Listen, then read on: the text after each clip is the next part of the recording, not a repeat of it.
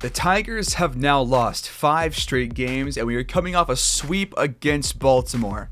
And it was not a pretty series whatsoever for the pitching or for the batting either. Now we get into May of 2023, just entering the first of the month. Now we have series against the Mets, the Cardinals, the Guardians, the Mariners, 2 against Pittsburgh, who is above 500, and a couple other teams as well. And so today we are going to sim about 2.5 weeks to get through this series against the Pirates. And after that, we're going to do some player lock against the Nationals in that series. Before then, we'll do some critical game situations. We'll go through some more scouting stuff, and we'll do just, stuff like that.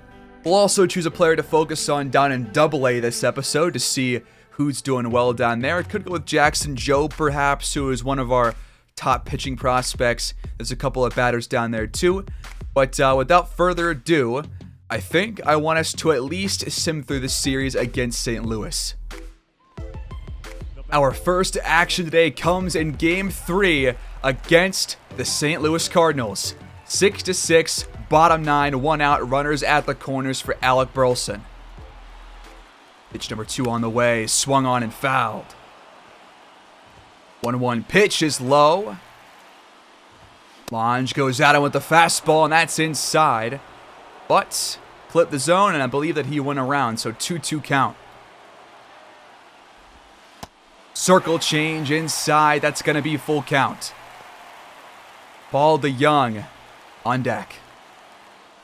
Full count pitch is called a ball. You're kidding. Come on, Blue. It brings up to Young as that one is fouled off for strike 1. The sinker below the zone takes the count to 2-1. Fastball upstairs, ball 3. In danger of walking in a run. Got to get some control here from Alex Lang. 3-1 pitch in there and fouled. Next pitch from Lang is inside and low. We walk in a run. And the Cardinals win. Unbelievable. This is what I'm saying. We need some control. We just aren't getting it. So Lang picks up his second loss of the year, and look at this losing streak. It's only gotten worse. We've tacked on 5 more. We lost 10 straight. We have Game 3 against the Cardinals. But we have scouting first. Before that, though, a couple of notifications from the minors. Looks like Kervin Castro in AA had a rough April with a 4.43 ERA, issuing 4 walks. I mean, is that tough? I don't know if that's really that bad. It's definitely not terrible if he's a starting pitcher. Alex Fado in AAA, though, had a 5.19 ERA, had 18 walks in 26 innings. That is definitely not good. Looks like Jace Young tore it up in April, posting a .314 batting average and 70 at-bats down in AA. He might be the guy that we focus on today. Him or Jackson Jobe. One of those two, I think, is what I want to focus on. Looks like Zach Short in AAA had a pretty good month to start his season. .292 average and 48 at-bats and drove in 9 runs. Good work. Brennan Hanafy in AA had a pretty good month of April. 2.66 ERA. And it looks like Bo Brisky, I think is how you say it, had a 2.57 ERA in April with 15 strikeouts over 35 innings. Good to see from him. And our last one is just telling me to manage the roster. Okay. For scouting, though, we scouted 12 of the closers, obviously. So that is pretty much just all the closers that we had last time. We discovered 1 new infield prospect in the East. So not really a great turnover rate there in terms of how many prospects we're finding. And Harvey Hoover scouted 2 second base prospects in the West. So let's go check on these and see any updates here. We got some more info for Sean Ramirez. We got that potential up between 77 and 95. So he's definitely going to be one of the options that we have to look to. Him and that one third baseman, I forgot who I'm talking about, but that one first baseman that we focused on for the first couple of weeks. We got some more info for Juan Velasquez, another top closer. Looks like Kareem Logan has a really solid potential. Julio Jimenez, decent range there. Mohamed Guevara, who we discovered. He's 17 in our draft rank, not ranked right now for the MLB, but he's got some good potential. And it looks like he's going to already have some pretty decent lefty contact and righty contact. He's definitely a better lefty hitter than a righty hitter, but he's still pretty solid in both areas, not too far apart. And the potential there is really high. The plate vision is really high. The discipline is in a pretty good spot already. Stealing, this guy's got some speed. That's really nice. Fielding, arm, really not his area of expertise, but he definitely can improve in those areas and can get to, a decent level, but not anything spectacular. But for speed, stealing, vision, and contact, he's a guy to look to. But if he's not a good fielder and he's playing shortstop, do you really want him on your team? Because we definitely cannot afford to have guys missing throws with how bad this roster is. So we have to think about that too. After that, there's Larry Ladd, and I would like to bring this lad in based on what I'm seeing here. Second baseman, really high potential. Overall is definitely not in a terrible spot to start out. He's 21 years old. Like the last guy, he's more of a lefty hitter than a righty hitter. And this guy actually, has a pretty good range compared to righties and lefties. Vision, not really a strong suit, but discipline is. And fielding, arm strength, all that stuff, not really a part of his game, but stealing is as well. So a lot of speedy guys that we have looked at so far. There's also Elmer Arnaz, we don't really know a whole lot about. There's Giancarlo Urban, still need some more info about him. Theodore Park, etc. Chris Ramos, Fernando Campos, Luis Colon, we've already talked about him previously, but another one of those top closers, 15th on the MLB draft rank, and not on ours, oddly enough, but he's there. There's also Derek Walls, and if he's not on the MLB draft rank or ours, this guy could be like a steal in like rounds 4, 5, or 6. Again, this guy has some insane velocity already. And his potential, we know that it's at least 88, so you definitely want to get this guy on your team. He's going to be a really good strikeout per 9, walk per 9, just control pitcher with velocity and with break. But I think that he's a really solid guy to look to, so that's definitely one of our top options. So those are the guys that we have scouted this past week. So I think for one last week at the very least, I would like Valenzuela to continue scouting those international closing pitchers to try and get some finalized information on pretty much all of them. And now I'm going to see if Fielder can find any shortstops in Central. And for Harvey Hoover, we're going to have him look at some more, let's say, second baseman in international perhaps. And we'll do this. Then I think after either this next week or the week after, that's when I'll start focusing on specific prospects to fully scout them. So that's my game plan, but we'll stick with this for one more week. So now we sim game 3 against St. Louis, and our losing streak only continues. We were up 5-4 in the bottom of the 9th. Lang had to close it out, and he blew it. They scored 2 runs. Gave up 2 hits, 2 earned runs. So 2 straight L's for him. Definitely just not doing as well as he was to start the season. Looks like we had a 4-hit day from Austin Meadows, 2 hits from Maton, homers from Haas and Scope, and we blew it. So now we are down to 12-22 on the year. It's just going sour after, a decent start. And now we're going to head into a series in AA against the Richmond Flying Squirrels. And so in AA, Jackson Jobe right now is a starting pitcher, obviously, but he's not in the rotation. And I find that kind of weird.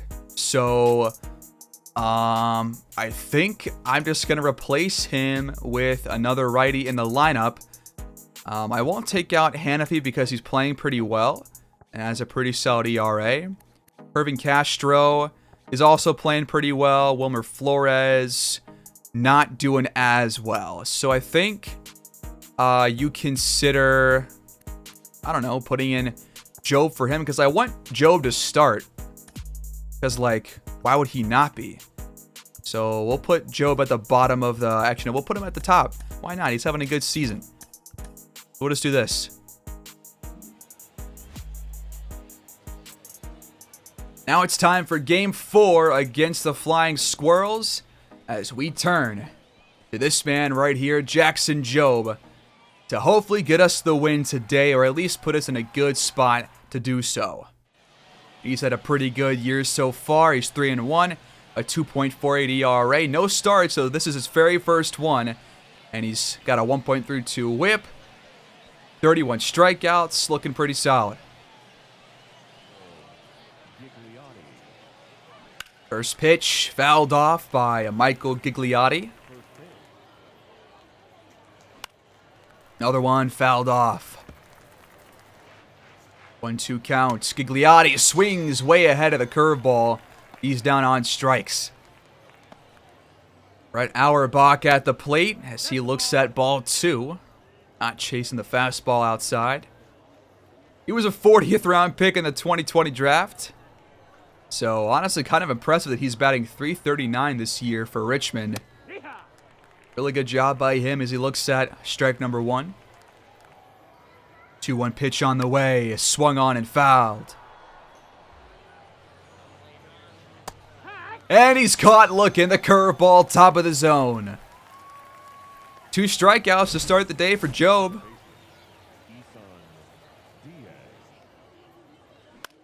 Hassan Diaz on the first pitch.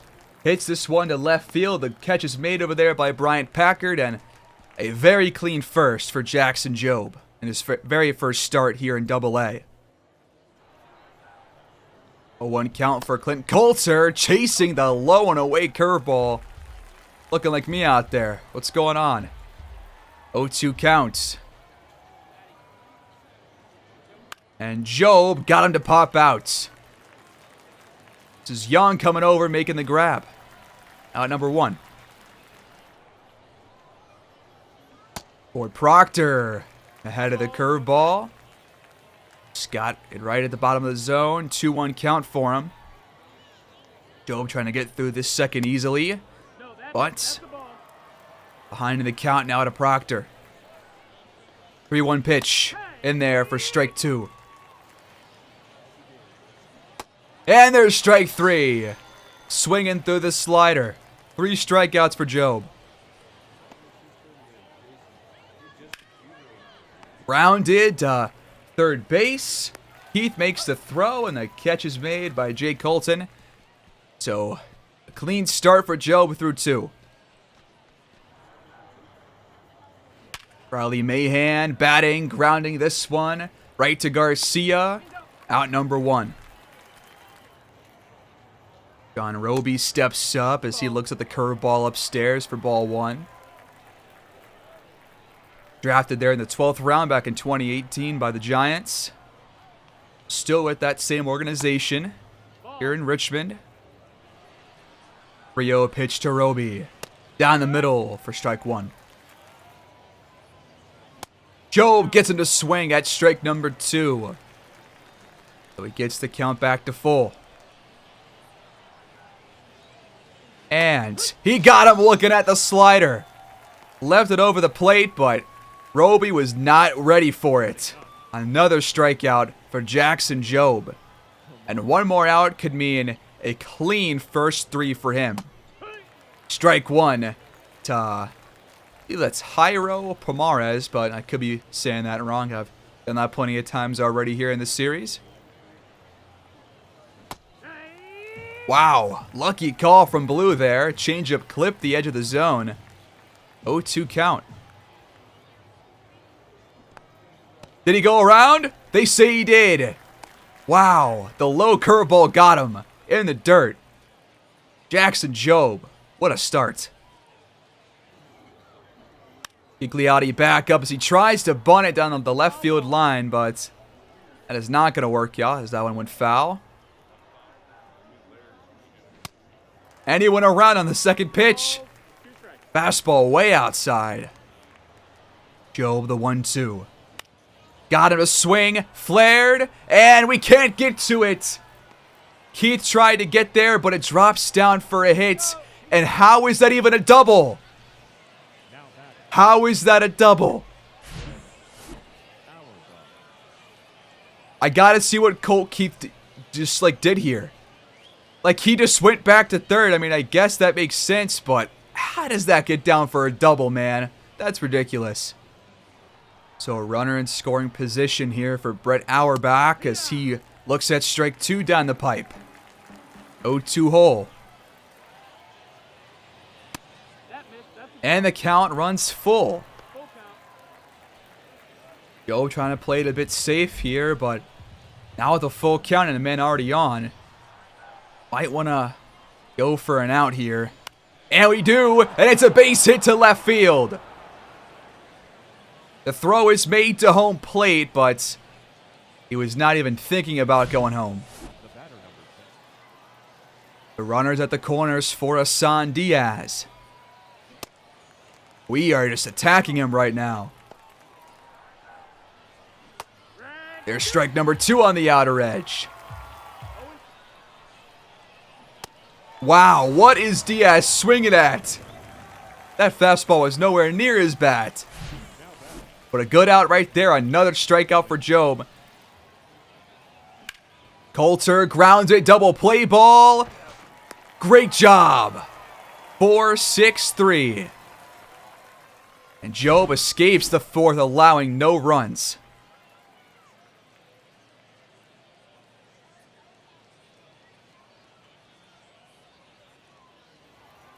We go top 5. Jobe facing Ford Proctor. 2-1 pitch in there for strike 2. And the fastball got him. A 2-seamer right down the middle. Another strikeout for Jobe. How many is he going to rack up in one game? Brady Whalen at the plate. As we just missed the slider on the low outer edge. 2-1 count. In the zone, hit to left, but foul, and a nice grab made by Bryant Packard. That brings up Mahan, who has only batted 154 so far this year.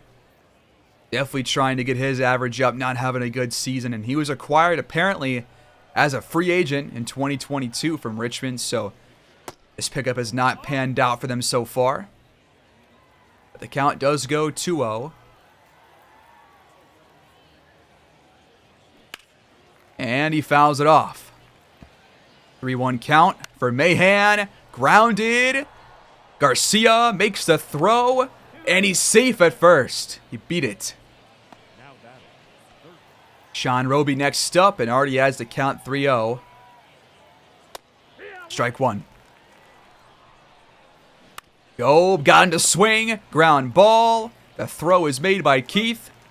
And Jobe once again gets to an inning, not allowing a single run. Jobe stays in, obviously, here in the 6th.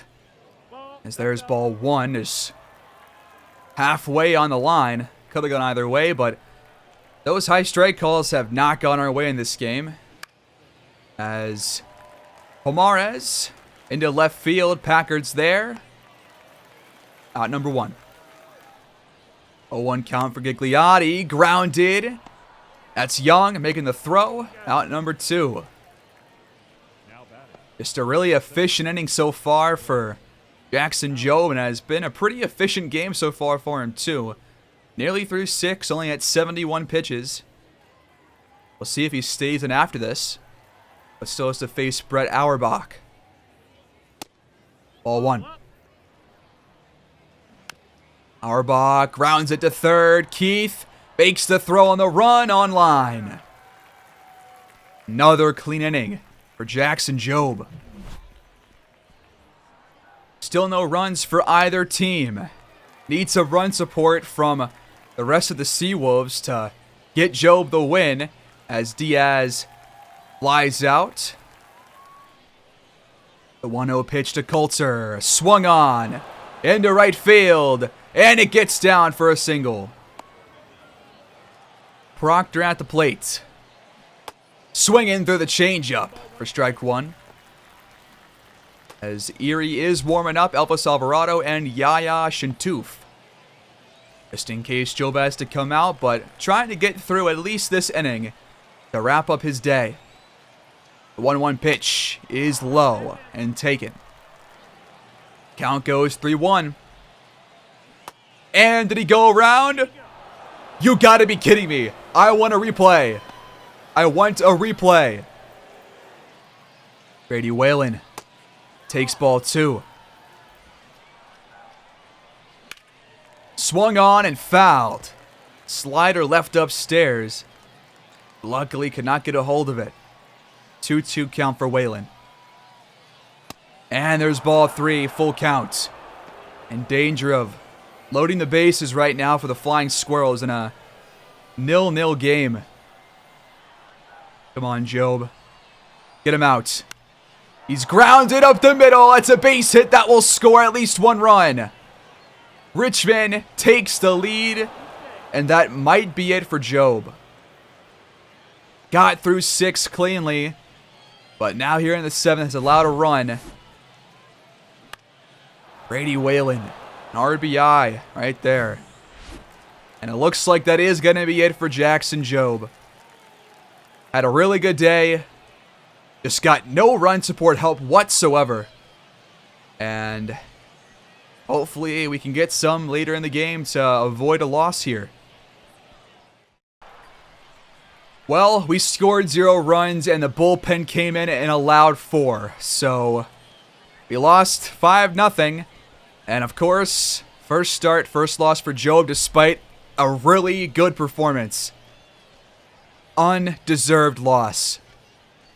Jobe ends up getting through 6.1. He does have 3 earned runs, but I mean, really? It was really counting against him. According to the stats, yes, but I don't really think so. But he ends up with 3 earned runs, all which came there in the 7th. 7 strikeouts, 5 hits, 1 walk. I really enjoyed watching him. He had a really good day. And if we get run support, we win this game. It's as simple as that. But instead we got 3 hits. That'll take us back to the majors, and we got swept by the Guardians too. We have not won since April 25th, and we are now on May 12th. This is going horribly all of a sudden. Look at the runs. We haven't scored more than 6 since when? The 24th of April. That's how long it's been. Some stat updates for you, and I really don't have a whole lot of good news. Riley Green, who I thought, was promising, was off to a good start to his season, has dropped down to only 223 on the season. He's only got 4 RBIs. Like, man, what's going on here? We can't have anything here in Detroit. Kerry Carpenter batting 257. That's good to see, as he is still batting cleanup for us, I believe. Austin Meadows is on a hot streak, though, batting 277. Miggy's not batting well. Scope's down to 231. Maton's still around 220. Haas had a really good start to his year, but he's down to 267.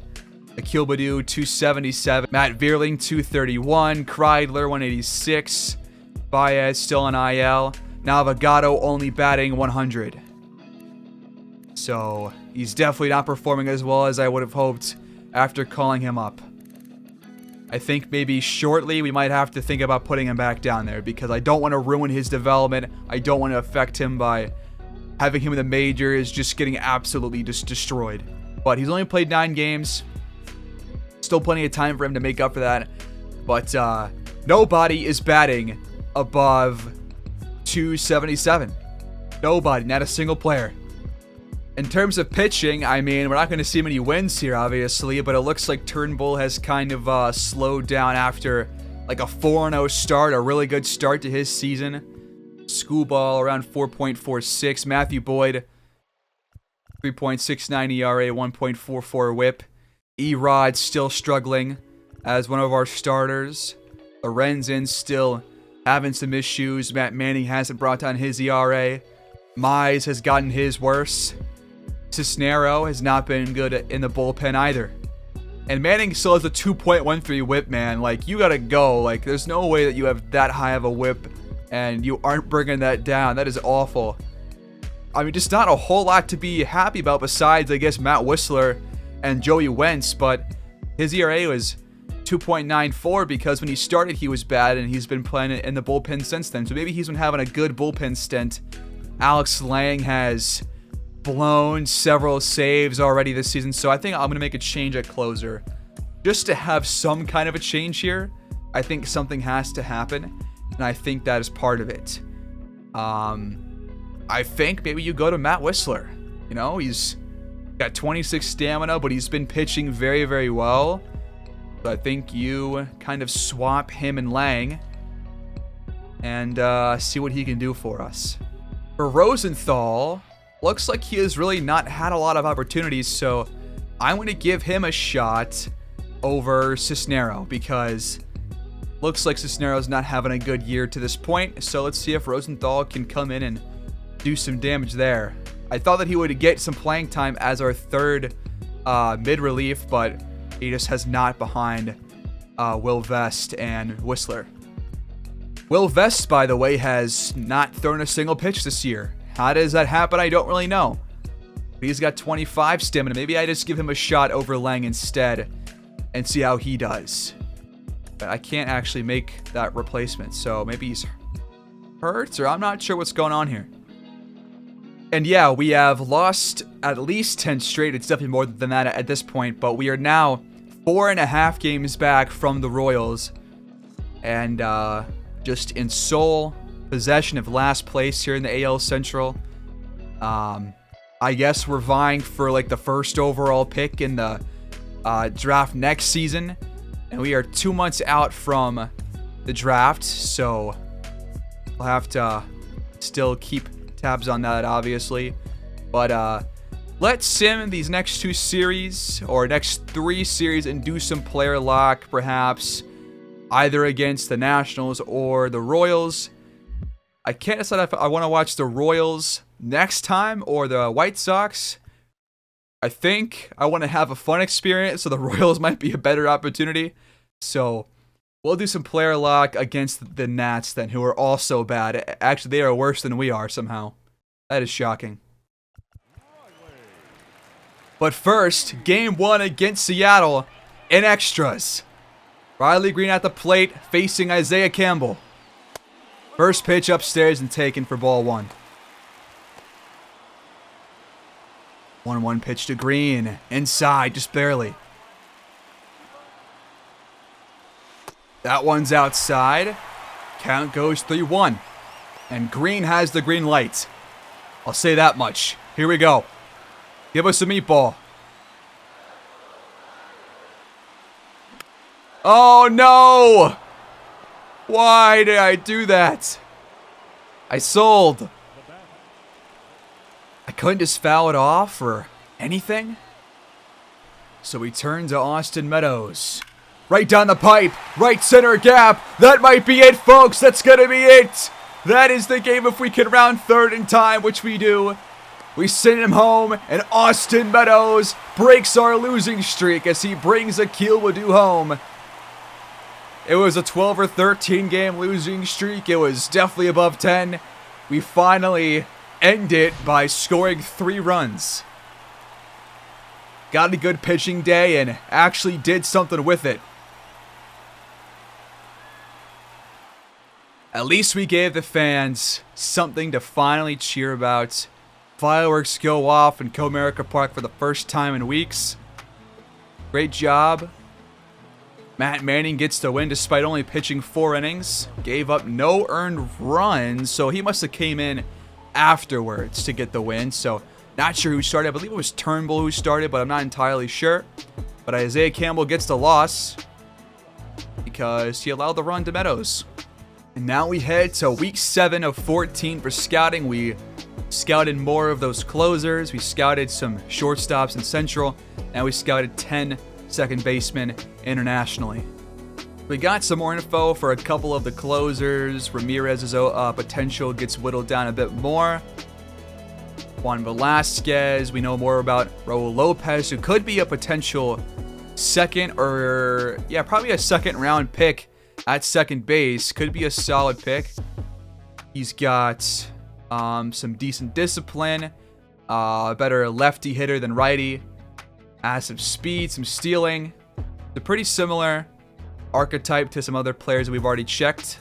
There's Joaquin Garcia, and there's also Raul Pulido with a very high potential and a draft rank in like the 4th round. He might be a guy that we have to go after because he can also play left, center, and right field. We don't know a lot about his batting right now, and it looks like he's going to be mostly a fielding, speedy player. But is he really going to be that high of a potential if his future hitting looks like that? Well below average? I don't know if that's right. Got to keep on scouting him. But apparently he's got really good reaction, decent fielding, really good speed, and really good stealing. So another really fast player at second base. There's also George Castillo. Thomas Marlin. Whoa, another guy. This guy's like a round 5 prospect. Number 152, really high potential. And again, he's got really good arm strength. At shortstop, can play second and third. Got some crazy eyes, but, we'll see about him. Parker Hunter, not really intrigued by that. Robert Ward, perhaps, another late round guy. You're seeing a couple of options here for us in the later rounds. Elmer Arnaz, one of those closers. Giancarlo Urban, who we talked about earlier. So those are who we scouted. Got more info on Luis Colon. Derek Walls has at least 90 potential. I think you have to really consider drafting this guy like early on, because what if other teams feel the same way? Like what if the draft rank's not accurate? I'm not really sure how the draft rank even works. So you got to really keep tabs on the draft when it's actually happening. All right, so for the halfway point for scouting, we're going to go with one last round of scouting those closing pitchers in the international region. We're going to scout those second basemen once again, and now we're going to go back to scouting the catchers in the West. I think it was Central last time, but I want to see if we can get some more options from a different region for that position. And then next week, I think, is when I'll start focusing on 3 prospects per week to try and scout. That'll take us to game 1 against the Pirates, as we are down by 1, bottom of the 9th, man on second, 1 out, trying to walk it off against Dwayne Underwood. Matt Vierling takes ball 1. Robert Stevenson warming up in the Pittsburgh bullpen. Down the pipe, but Vierling pops it out just behind the sinker. Catch is made, 2 outs. That brings up Scope, who is 2 for 4 today so far. Cutter outside, got him on strike 1. We were way in front of it too. It's an awful swing. Curveball upstairs. Laying off it. 1-1. Trying to play smart here. That's inside. Almost hit Scope. Another one inside and low. Into the dirt. 3-1 count for Jonathan Scope. Underwood maybe losing some control here.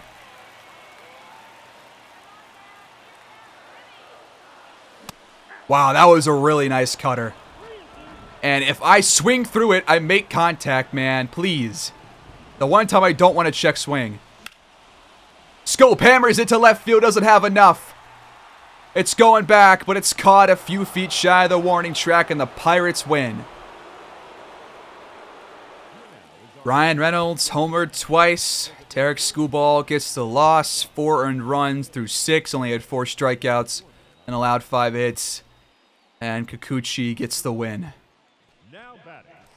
In game 2, we go bottom 7, bases loaded, as Jonathan Schoop has homered, doubled, and singled. He is a triple shy of the cycle. I am committed to getting this done for him. We're facing Robert Stevenson. We take ball 1. Fouled off. Fastball low. Behind it as well. Count goes 1-1. We're also down by 4, by the way, to Pittsburgh. That one's way outside. Not going to chase that one. 2-1. Hit by Schoop, but it's a ground out to second. Go bottom 9. The game's been cut in half to a 2-run game. Man on first. Schoop could potentially tie it up if he gets a home run, but a triple would make it a 1-score game. Fastball way outside. Still a triple shy of the cycle. Facing David Bednar. That one's low. Behind the fastball. That was a meatball. Man, that's a triple if I hit that. Come on. Way inside for ball 3. Ericas on deck. Detroit not trying to lose another game here in May. Schoop swings, but it's belted right to center field. And the game is over. The Pirates win. And they take the 2-game series. It does not get much worse than what you see on your screen right now. This is an awful calendar. Got 1 green W on here, and now we have to face the Nationals, who still are doing worse than we are, but man, we are having a huge rough patch, especially batting-wise. So here at Nats Park, we are going to player lock with the legend himself, Miguel Cabrera. Trying to get some action for him before he retires. First pitch fouled off. Detroit already up 1-0 thanks to, I believe it was a Riley Green single to bring Akil Baddoo home, as he led off the game with a double. Good timing there, but fouled off. Now we're down 0-2.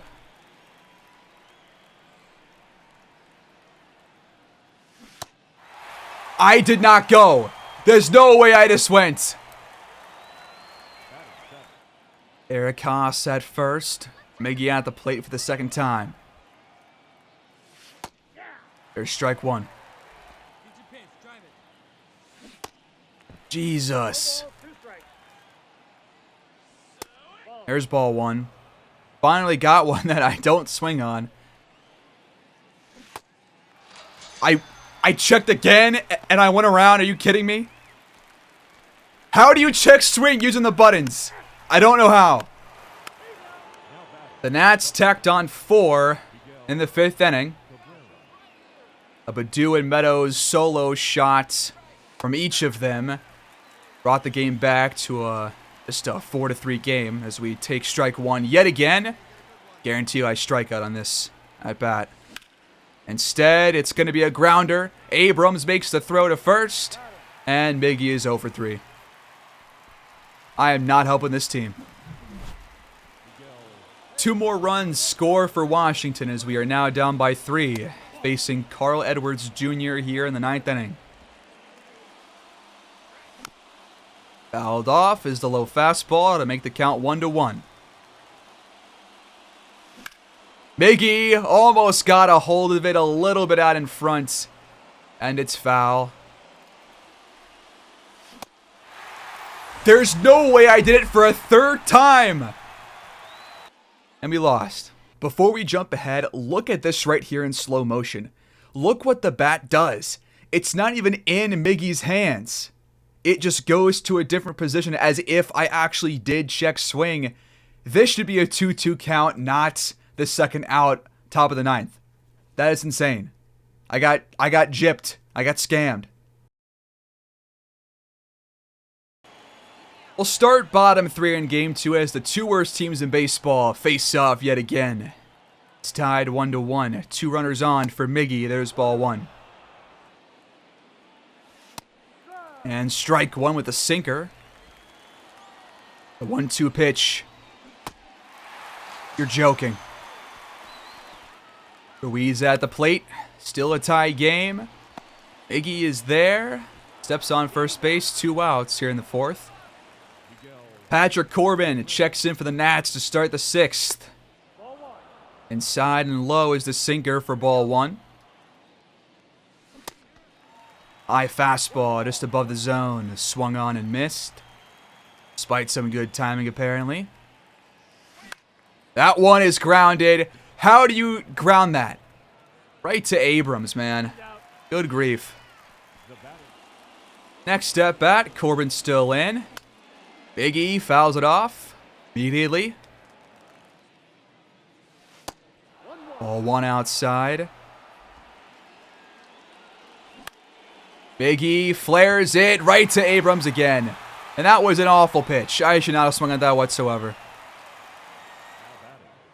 We just had back-to-back home runs from Kerry Carpenter and Eric Haas. Now we lead by 4, top of the 10th. Can Miggy make it 3 in a row? I don't know. Probably not. But we'll find out right here against Hunter Harvey. No, we pop it out. Behind the fastball upstairs. The Tigers allow 3 runs, bottom of the 10th, but still hang on to win 6-5. Eric Haas gets player of the game. Casey Mize gets the win, and Corbin gets the loss. And we have reached our next week of scouting already.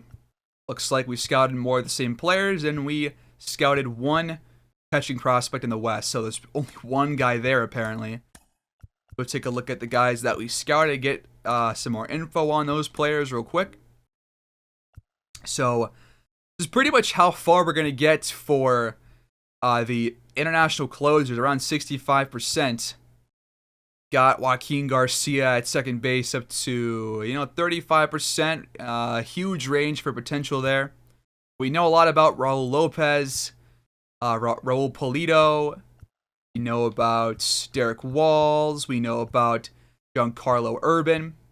So, in that case, we already have Luis Colon and Derek Walls fully scouted. So those guys are definitely going to be on our draft board for sure. Sean Ramirez will be up there. Julio Jimenez could be a guy to look after. But I think we already have a couple of closers that we know we want to take at some point in this draft. And we can wait probably into the later rounds to take at least 1 or 2 of them. So we can avoid having to focus scout on one of those guys. But I do want to scout Raul Lopez. And I guess because we have pick 3, I would be intrigued to at least take a look at either Jaime Cordova or Albert Castellano, because both guys apparently have really high potential, and they're both supposed to go top 5. So it's probably at least trying to see what is going on here. So I'll add Cordova, and I think we might as well see what Kareem Logan has as well. He's got a 74 to 95 potential. He's 12th on our draft rank, 5th on the MLB draft rank. He's only 19 years old, but still can get some more info on him. And he could be a really good long-term pick for us. Another guy that has some speed. So we'll also include him. And we'll put Fielder on Harvey Hoover or on Logan. And we'll have Hoover do this one instead. Hold on. All right, so yeah, we'll scout Raul Lopez, Kareem Logan, and Jaime Cordova, and see what we get on these 3 players. And we'll focus on 3 the rest of scouting, so we're going to have to really pick and choose which guys to look at. We're going to have to scout some guys in later rounds, too, to make sure that we actually have some info on players down there as well. All right, game 3, and runners at the corners for Miggy. 2 outs here, top of the 1st. We've already scored. Trying to increase it against Josiah Gray, who gets to start today for Washington. Right down the pipe. Miggy hits it. Does it have enough? No, not even close. Top of the 4th. No hits for Miggy here in the series to this point. That one is fouled off. Way ahead of it. The 0-1 from Gray. Fouled off. There's ball 1. Slider just not even close to the plate whatsoever. Inside is the fastball. Iggy grounds it short. Abrams makes the throw in time. Had good timing, just couldn't do anything with it. Miggy's having a bad year. Well, it's now 8-1. There was a grand slam in the bottom of the fourth. Miggy pops it out on the first pitch. The Nats aren't done scoring, but neither are we, as Eric Kosh just hit a 3-run blast to close the gap to 5. But top of the 8th, nobody on for Cabrera, facing Victor Arano now. Can we get a hit? That is cranked to right field, but an easy grab over there by Joey Meneses. And this has been a really down episode, except for that one game from Jackson Jobe that ended up being a loss for him anyways. And the Nats win 10-5. We lose in another series, unfortunately for us. But it's also good for a draft pick, I guess. But we have to make those count. So if I screw that up, then we are going to be in even worse shape. Lorenzen gets the loss as he allowed 7 runs, not even through a full 4 innings. Josiah Gray gets the win, only allowing 2 through 7.1. 2 wins so far in May, and we are only pretty much 2 weeks from, no, a week and a half from being done with the month. We are about 10 days out from hardly getting a single win. We haven't even scored above 6 runs. Again, since like late April. This team is really poorly put together. I'm seriously considering letting AJ Hinch walk and just not re-signing him to a new contract. I think that kind of makes sense. And I kind of want to look at maybe a new hitting coach or something. And those are my thoughts right now. I definitely have to play better for sure. So I can't really get rid of the player a lot given how I'm doing the series. So here's what I'll do. I'm going to boot up my own Road to the Show. Not a series, but I'll just do it on my own. And I'll practice there with the same camera, same settings, everything. And we'll go from there. Because frankly, I'm not playing too well. But the team really is not helping out whatsoever. I mean, you can tell right here. So this is bad. The team is bad. Nobody's playing well. We are well at the bottom of this division. We have so many holes on the team. Like, even though we got a couple of bats that are hot, a couple guys bringing up their average, I mean, we're still losing games. So can't really feel good about that until you start to put the pieces together to win. I think at this point, you kind of have to accept what we kind of thought at the start of the year was that it's probably going to be a lost season. And there's a lot of roster turnover that is probably going to happen between now and next year. So a lot of expiring contracts, things like that. So we have that to look forward to. And we have the draft in 48 days. So realistically, we probably have the draft in like 3 to 4 episodes. But that'll do it here, folks. We'll get into a series against the Royals next time out, and then we'll wrap that one up by simming the series against the White Sox and the Rangers. And then after that, we'll go from there into the month of June. But this team has gone from, hovering around 500 to all of a sudden being bottom 2 in the entire league. Thanks, guys, for watching. Please like, subscribe, comment down below, and any tips you guys have on hitting and stuff like that, because I could always use some feedback. Let me know in the comments down below, and we'll pick it up next time out. So I'll see you guys then. Peace.